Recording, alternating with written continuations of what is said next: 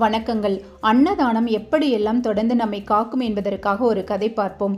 வறுமையிலும் தன் தாயார் பிறருக்கு உணவளிப்பதை ஒரு சிறுவன் பார்த்தான். அம்மா, நீயோ கூலி வேலைக்கு போய் சிரமப்படுகிறாய். நமக்கே நீ வேலைக்கு போனால்தான் உணவு. அப்படி இருக்க நீ ஏன் யோசிக்காமல் பிறருக்காக சிரமப்பட்டு உணவு கொடுக்கிறாய் என கேட்டான். அதற்கு அந்த தாய் அவனிடம், இதற்கு நான் பதில் சொல்ல முடியாது.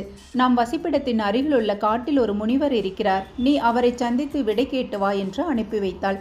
சிறுவனும் முனிவரை காணச் சென்றான். காட்டு வழியில் இருட்டிவிட்டது.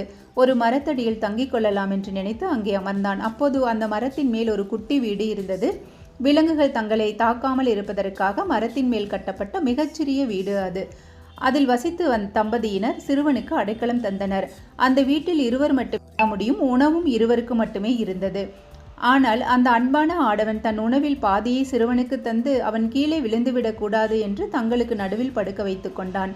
விடிந்து பார்த்தபோது ஓரத்தில் படுத்திருந்த அந்த ஆடவன் கீழே விழுந்து கிடந்தான். அவனை புலி அடித்து கொன்று விட்டிருந்தது. தன்னால் இப்படி நேர்ந்து விட்டதே என்று தாழ முடியாத சோகத்துடன் தன் தாய் சொன்ன அந்த முனிவரை காணச் சென்றான் அந்த சிறுவன். முனிவர் அவனிடம், அருகில் உள்ள சிவந்தி எனும் நாட்டிற்கு செல், உனக்கு விடை கிடைக்கும் என்றார்.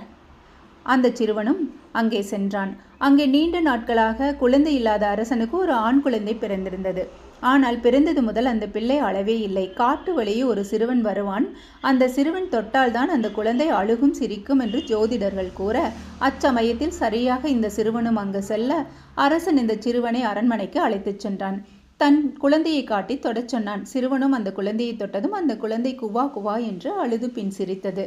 அப்போதுதான் சிறுவனுக்கு புரிந்தது, தனக்காக தன் உணவையும் இடத்தையும் தந்து உயிரை விட்ட அந்த ஏழை மனிதன் செய்த புண்ணியத்தால் இன்று அந்த மனிதன் அரச குமாரனாக இங்கு வந்து பிறந்திருக்கிறான் என்று புரிந்து கொண்டான் அந்த சிறுவன்.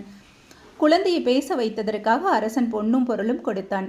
அதனை வாங்கி கொண்டு தன் தாயிடம் வந்து நடந்தவற்றையெல்லாம் கூறிவிட்டு, இந்த பொன்னும் பொருளும் நீ செஞ்ச தர்மத்தால் கிடைத்தது என்று தன் தாயை கட்டி கொண்டான்.